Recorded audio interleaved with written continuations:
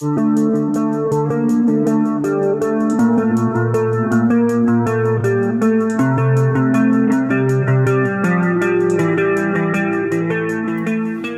this is Count Zero, and we are getting into the top 4 of our tournament.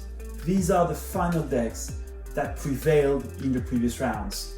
And we are starting looking at Mayr of the Invashelter Stadium, starting right away with logos. Why do I love this deck? Information exchange, submersive principle, play, each player loses 1 aember.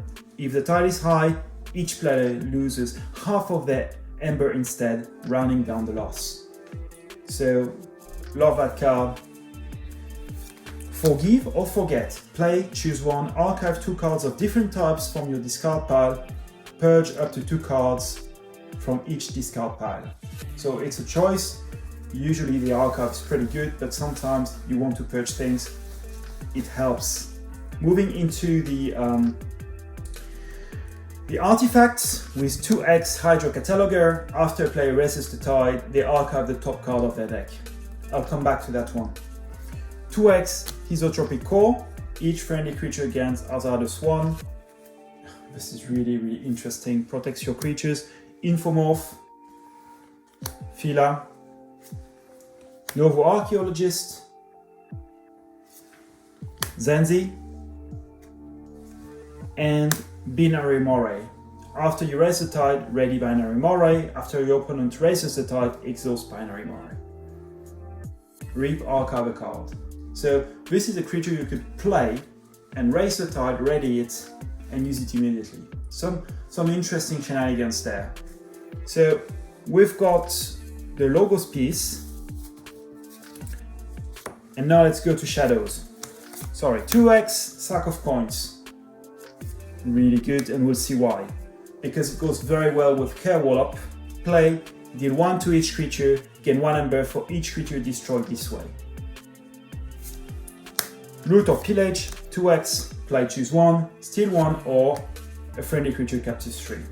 Honestly, I always steal 1, but it's good to have the extra option. Scooped, 1 aember, deal 2 to a creature. If this is not destroyed, it captures 1 from its own side. So, kind of a steal as well, pretty good.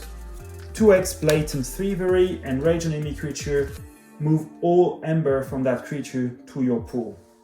So more aember pips and more interesting effects. Trickle Down Theory, play, raise the tide. I love the cards that raise the tide. And then Omni, gain 1 if your opponent has 6 or more. Goes very well with all the steel you have, really. You got a Scully Caper with a draw icon, a Sea Urchin, Poison, and Strength 1. Play, capture 1, if the tide is high, steal 1 instead. And then a Freebooter Fae. Play, raise the tide once more. Reap, if the tide is high, steal 1. And it's a 4th strength creature. A lot of very strong effects. There's no cards I'm not happy with in that. Moving into Untamed. 2x in fighting. Play, each creature deals damage equal to its power to its right neighbor. It's a very cool card. There's a lot of things you can do with it. Way of the Pixie. It's an artifact. This creature gains Reap, gain 1 aember. Then we've got a Fangtooth. Moving into the creature with this Flumph, Key Frog. There's not so many key cheats in that set, so it's lovely to have a Key Frog. 2x Kelonia, which is a 2 strength creature, elusive. After you play another creature, if the tide is high, gain 1. But you see already. Then we've got a Deepwater Groon with an extra draw pip and 2 aember pips, of course.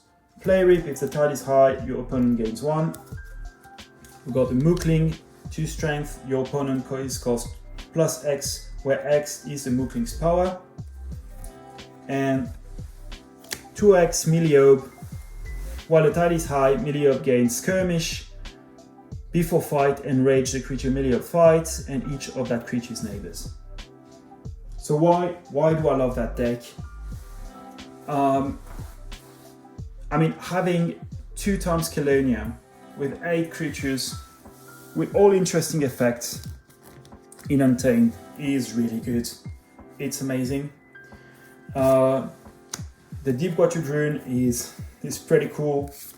The Key Frog, excellent. All of these cards, they also work well within fighting. In that case of Fangtooth, I can trigger the Key Frog quite easily while playing Untamed. So this is pretty interesting. The Shadows is one of the good shadows, I think, in Freebooter is really good.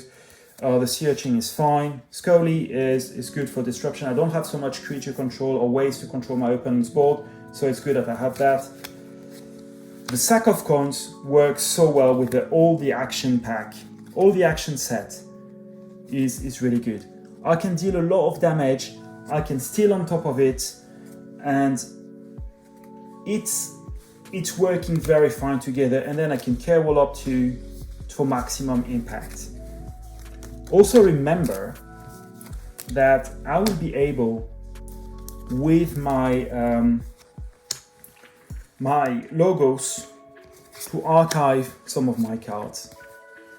So Hydro Cataloger, I'm not sure. Maybe this is not something I'm going to play all the time. It really depends on how willing my opponent is to raise the tide all the time. Zenzi I love. So let's go quickly to the Aember control.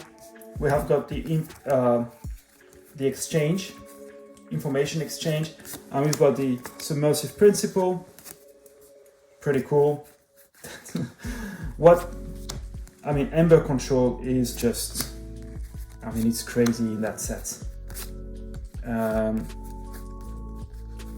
That's a good half of what I can get. Obviously, I have very little, but I've played this deck a couple of times, and it can race. It can go so fast because, Capture is not so strong against it. Exalt is not so strong against it. It's got quite a bit of Aember pips. It's a good deck. I wouldn't say it's a super strong deck, but it's a really, really interesting one. In terms of the combos, given the amount of actions, it's pretty cool that I can bring back with the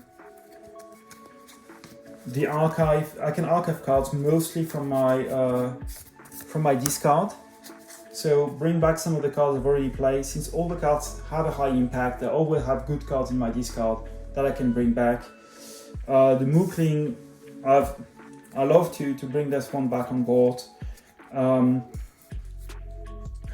This is a deck that doesn't have a lot of board control, as I say.